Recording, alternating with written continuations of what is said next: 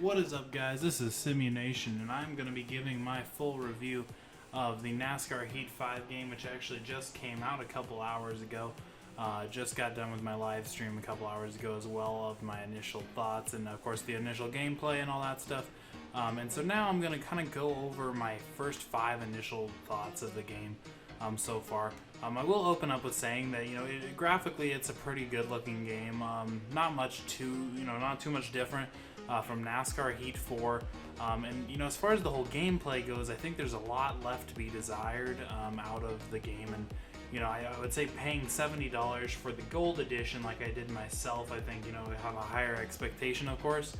And I think it kind of falls a little bit short, but let's just jump right into the first 5. My 5 reasons, or 5 things I'm kind of thinking about on this game. Number 1, I think the handling of the game, as far as like how the cars handle and how driving mechanics are, I think they improved. I can't really tell what it was they changed. It just feels a lot more realistic. It doesn't feel so arcade-ish. Feels a lot more realistic to the handling. Makes it a little bit more difficult to drive, which of course just increases the challenge, makes it an overall a little bit harder to play. Takes a little bit longer to learn as well. I definitely could feel a difference right off the bat, as well as the vibration as when it comes to drafting and stuff like that. That was something you had to get used to, but I definitely do like it that they added that. I think, definitely leave in the comments what you guys kind of think if you've played it so far yet, what you think of the handling of the vehicles in the game. Because I'm kind of curious to see if maybe it's just me thinking that or something, but I just feel like there's something going on there that feels a lot different than the initial couple of games, like especially in Heat 4. Just feels a lot less arcadic, I guess, if that was a word. For number 2, this really struck out to me during the live stream, is there's not any paint models, there's not many paint schemes, none of that stuff for the drivers right now.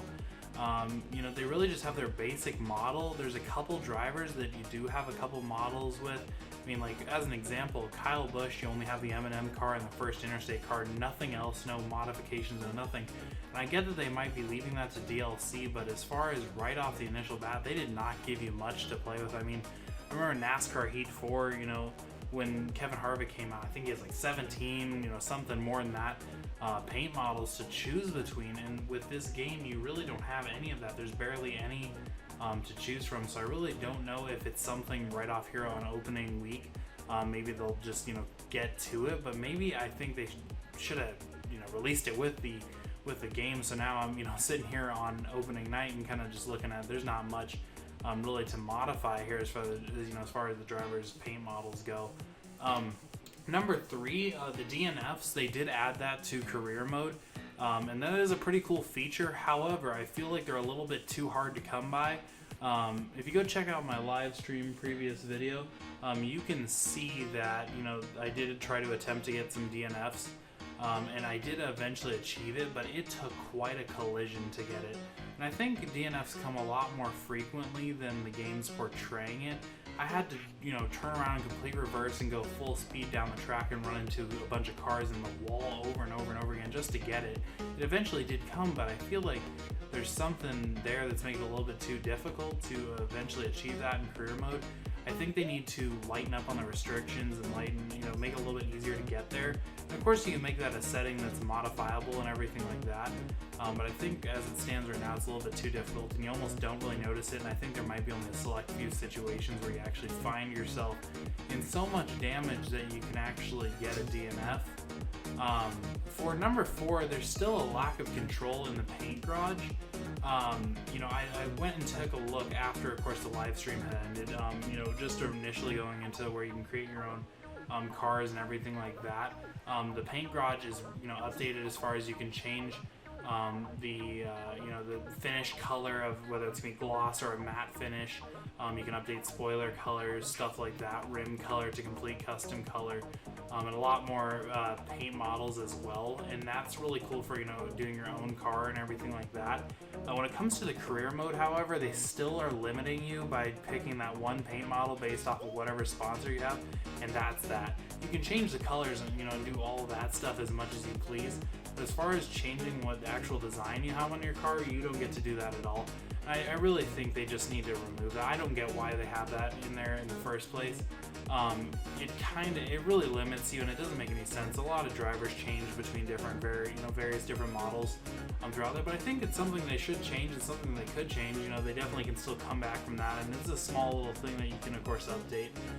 For number 5, this is just really a whole view of the whole game. I think they didn't update enough. Really to release a full new game on it, and I had kind of initially suspected that. I know some of the rumors that were out there made it seem kind of like they were going to be changing a lot, and maybe it's just first opening weekend, maybe they need an update or two to really patch it and pull it together. Maybe they're just trying to test the water on some things. But as far as it really stands now, other than a little bit different handling, and then of course the updated rosters, there's not really too much going on with this new game. I of course will be updating as we go along with any changes that I come across or anything that I hear. But yeah, as it stands, I don't really see they didn't really update too much. There's not really too much to talk about as far as what's really new to the game. But yeah, that is my initial first 5 thoughts there. I'm going to be doing videos of course on this new game for really the rest of the week, so definitely hit that subscribe button, and of course go review the live stream as well if you'd like, and check out my other videos here, and we'll try to get a full picture here together of what kind of NASCAR Heat 5 is going to shape out to be. And I'm really excited, of course, to get the Gold Edition, so I'll be getting all the DLCs as well, and seeing what they'll be releasing as far as that goes. But anyway, guys, I will leave it there, and I'm looking forward to the next video. Hopefully we'll have some changes to cover. But definitely leave a like if you enjoyed this video. Leave in the comments something that what you're initially feeling if you've played the game so far, if you've watched some live streams. Let me know what you're feeling so far. But yeah, I will check you guys out later, and have a good rest of your day.